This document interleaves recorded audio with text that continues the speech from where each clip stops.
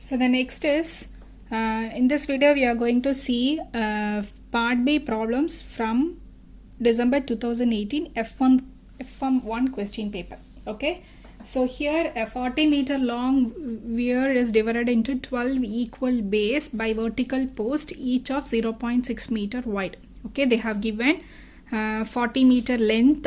They have given the length of the weir is 40 meter. It is divided into 12 equal bays. Okay, 12 equal bays. This is the bay. 12 equal bays by a vertical post, each of 0.6 meter wide. So this is 0.6 meter, this is 0.6 meter, this is 0.6 meter. Calculate the discharge over the weir if the head over the crest is 1.2 meter, and we have to consider the velocity of approach. It is given. So you have to use that formula. You have to consider the velocity of approach while calculating the discharge. Okay, what we have to find? We have to find the discharge. What is the formula? 1.84 L minus 0.1 NH1 into H1 power 3 by 4 minus HA power 3 by 4. If they didn't give the velocity of approach, means our formula will be very simple. 1.84 L H power 3 by 2. This is the formula. Okay, so here as they ask us to find out, consider the velocity of approach, you have to change the simple formula into like this. Okay, so here we are in need to find out the length and n, and what is h1. H1 is nothing but h plus ha. What is h? Head of the head over the crest, that is 1.2 meter plus ha. Ha is nothing but va square divided by 2g. Okay, so here first to find out what is HA. HA is nothing but VA square divided by 2G. So you will get what is the answer. Now what will be your H1? H1 will be H 1.2 plus HA. You will get what is the answer. Okay. What is N? N is the number of end contractions. See here we are having 12 equal bays. So you will be 12 into 2. It will be 24. Okay, into 24, 12 into 2. Here 1, 2, 3, 4, 5, 6, 7, 8, 9, 10, 11, 12, 13, 14, 15, 16, 17, 18, 19, 20, 21, 22, 23, 24. Okay, if you are having, if for example, if you are having one weir, means if you are having one weir, number of end contraction is 2.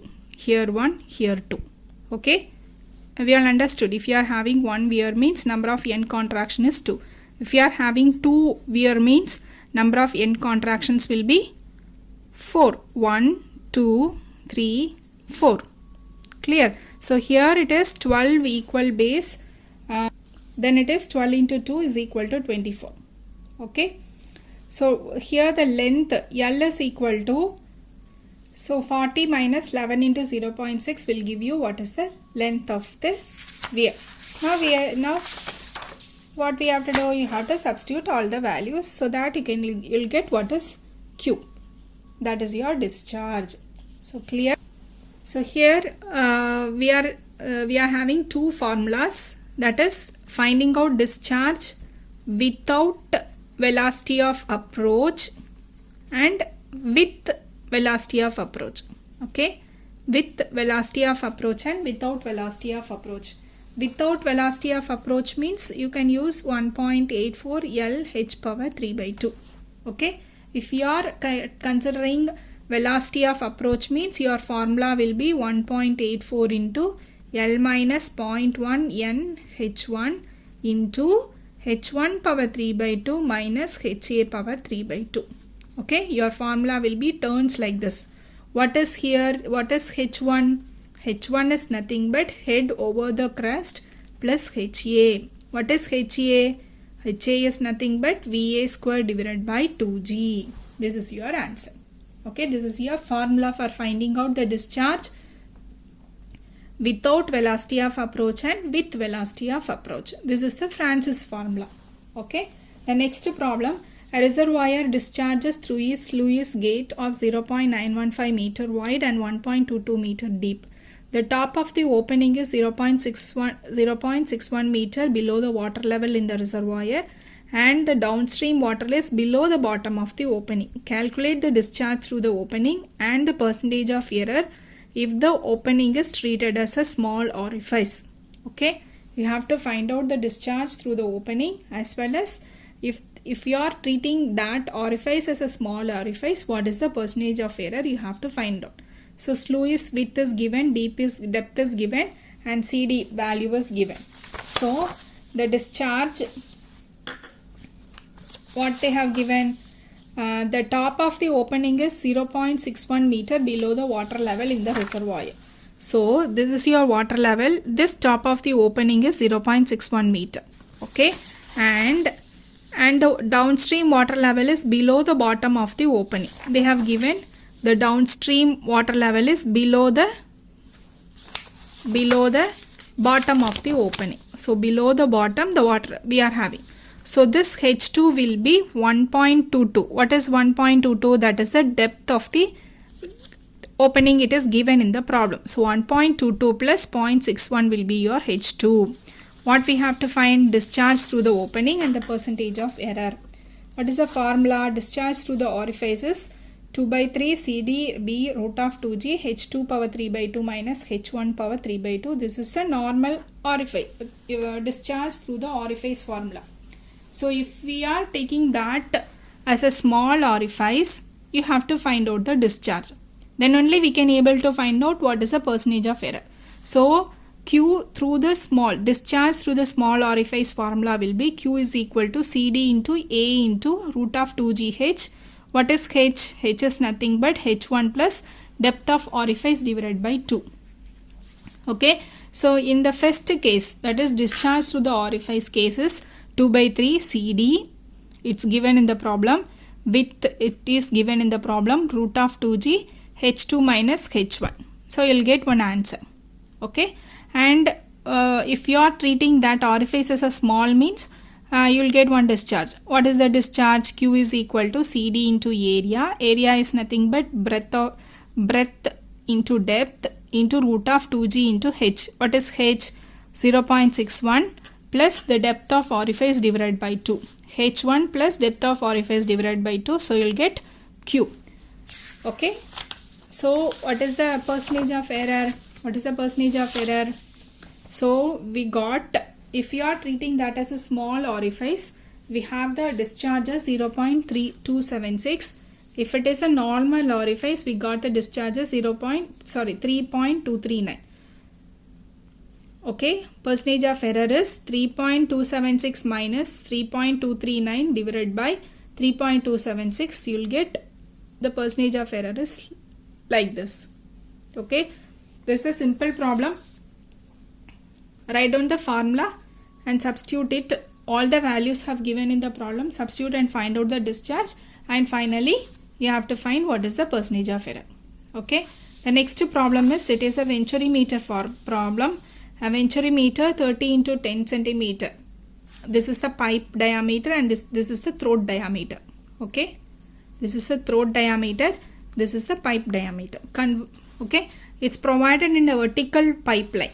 Okay, it provided here. This is your vertical pipeline. In that portion, we are having the venturimeter. Okay, convergence zone, throat, divergence zone. This is your pipe.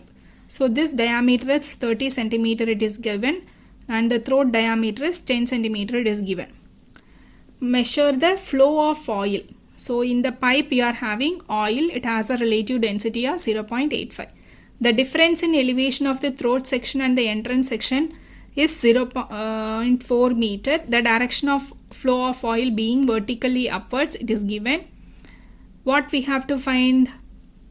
The oil mercury difference U-tube manometer shows a gauge deflection of 20 centimeters. So you have fitted U-tube manometer. In that we are having mercury. Okay, mercury deflection is given 20 centimeter. Calculate the discharge of oil, that is Q, and the pressure difference P1 minus P2. We have to find it out. Okay, first write down all the given data. Instead you can draw the diagram also. So this is a pipe, vertical pipe. The oil is flowing upwards. We have fitted U-tube manometer and here we are having mercury. Okay, we are having mercury. The difference is given 0.2 meter. Okay, what we have to find? Discharge and the delta P. Okay, so here we know the formula. Discharge through the venturi meter, Q is equal to CD into A1 A2 into root of 2GH divided by square root of A1 square minus A2 square. Okay, and we are in need to find out the pressure difference. One formula, H is equal to X into heavy, specific gravity of heavier liquid divided by specific gravity minus, that is here it is oil, minus 1 is equal to P1 divided by rho g plus Z1 minus of P2 divided by rho g plus Z2. This is one formula. So in that, if you want to find out the discharge, we are need to find out what is A1, what is A2 and what is H. So first find out the values. A1, they have given the diameter, so you can easily find out what is A1, and throat diameter it is given, so you can easily find out what is A2. Okay, so how to find out H? H is nothing but, in the U-tube manometer we are having mercury, so this is a heavier liquid when compared to the liquid which is flowing inside the oil. So your formula will be X into SH divided by SO minus 1. If it is in reverse, you have to use the formula X into 1 minus S lighter liquid divided by the simple specific gravity. Okay, it has to be, you have to change the formula according to that. Here it is mercury, the mercury specific gravity is greater than the oil, that's why we are using this formula, X into SH divided by SO minus 1. Okay, for example, if we are using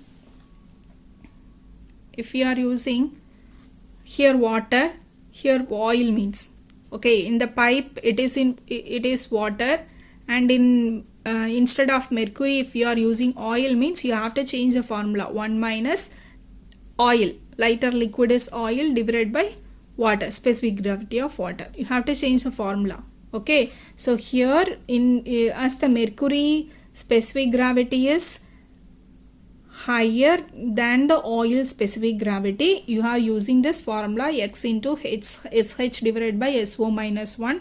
So you'll get what is height. Substitute in this, you will find out what is the discharge.